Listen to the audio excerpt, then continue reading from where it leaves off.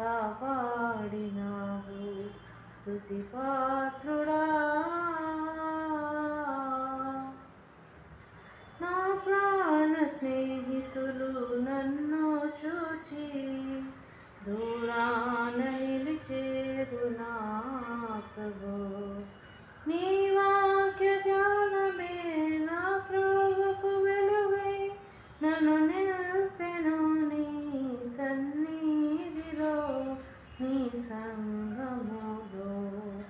స్తుతి పాత్రుడా స్తోత్రాలుడా స్తుతులందుకో పూజాకుడా. ఆకాశమందు నీవు తప్ప నాకెవరున్నారు నా ప్రభు. స్తుతి పాత్రుడా.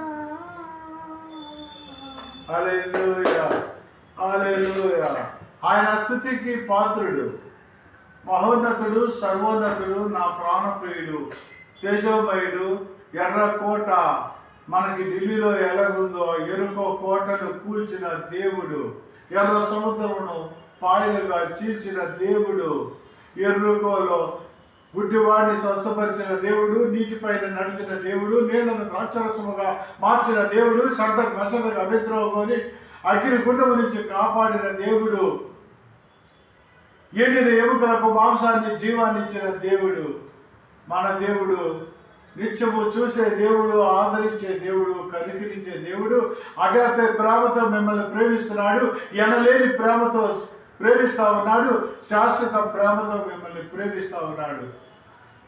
ఆయన ప్రేమ అపారమైనది, ఆయన ప్రేమ విలువ కట్టలేనిది. హల్లెలూయా.